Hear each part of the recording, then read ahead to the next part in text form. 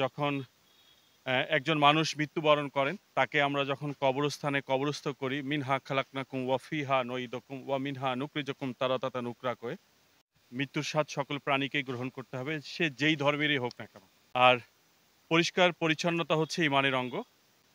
চিরনিদ্রায় শায়িত যখন হয়ে থাকেন একজন মৃত ব্যক্তি, তার পরিবারের লোকজন যখন কবর জিয়ারত করবার জন্য আসেন, তখন কিন্তু মশা, পোকামাকড়ে কামড়ে কিন্তু দাঁড়াতে পারেন না। একটা পবিত্র স্থান, সেই স্থানের একেবারেই বেহাল দশা, জঙ্গলে পরিপূর্ণ। তাই আমরা স্বেচ্ছাসেবী সংগঠন বাংলার চোখ ও তানবীর ওয়েলফেয়ার ফাউন্ডেশনের উদ্যোগ গ্রহণ করেছি যে রংপুরের প্রত্যেকটি কবরস্থান আমরা পরিষ্কার করব। যেই কবরস্থান কর্তৃপক্ষ আমাদের সঙ্গে যোগাযোগ করবে, আমরা আমাদের সামর্থ্য অনুযায়ী তাদের সঙ্গে কোলাবোরেশন করে আমরা সেটি আমাদের স্বেচ্ছাসেবক এবং আমাদের অর্থায়নে আমরা সেটি করবার চেষ্টা করব।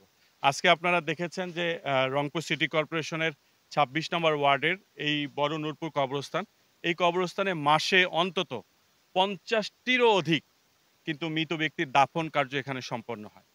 তা এইটা শহরের একটা প্রাণকেন্দ্রে এবং এটি কিন্তু সিটি কর্পোরেশনের অন্তর্ভুক্ত। তা আজকে যখন আমরা এই উদ্যোগ গ্রহণ করেছি, তখন সিটি কর্পোরেশন কিন্তু স্বইচ্ছায় আমাদের সঙ্গে যোগাযোগ করেছে। এটি আমরা সাধুবাদ জানাই এবং সেই সাথে তাদের সঙ্গে কথা হয়েছে যে আমরা কোলাবোরেশন করে আমরা কাজ করব। আর এটি আমাদের নৈতিক দায়িত্ব। কেউ যদি মনে করে এটি দেখানোর জন্য, ইটস ওকে। আপনিও দেখানোর জন্য এই কাজটা করো। কেউ যদি মনে করে যে আমি হিরোইজম বা ভাইরাল হওয়ার জন্য এটি করছি, ওকে। আপনিও ভাইরাল হওয়ার জন্য বা হিরোইজম হওয়ার জন্য করুন। আর আমরা যেটি করেছি এটি আমাদের নৈতিক দায়িত্ব, আমাদের দায়িত্ববোধ, সামাজিক দায়বদ্ধতা থেকে আমরা মনে করি this is my duty, this is my responsibility. সেই জায়গা থেকে আমরা এই উদ্যোগটি গ্রহণ করেছি এবং এটি ধারাবাহিকভাবে অব্যাহত থাকবে। কেউ যদি ভালো বলে ভালো, কেউ যদি খারাপ বলে আমরা তাদেরকেও সাধুবাদ জানাই। আর আমি আপনাদের মাধ্যমে বলবো, শুধু এটি রংপুর নয়, এই উদ্যোগ সারা দেশে ছড়িয়ে পড়ুক। তরুণরা এইগুলো কাজে ব্যস্ত থাকুক। সবাইকে ধন্যবাদ। আর আমাদের এই প্রজেক্টের নাম কবরস্থানের জঙ্গল নাহি চাই, সম্মানের সাথে সাফ করি তাই। তো সবাই ভালো থাকবেন, আমাদের জন্য দোয়া করবেন। আমাদের এই কাজ যেন ধারাবাহিকভাবে অব্যাহত থাকে। বাংলার চোখের প্রতিষ্ঠাতা এবং তানবীর ওয়েলফেয়ার ফাউন্ডেশনের চেয়ারম্যান হাজী মোহাম্মদ তানবীর হোসেন আশরাফী বরাবরই, কখনো আমরা ব্যতিক্রম বলি, কখনো বলি স্বাভাবিক গতিতেই, তিনি তার যে দুরন্ত গতিতে এগিয়ে চলছেন সেই কাজগুলো তিনি করছেন।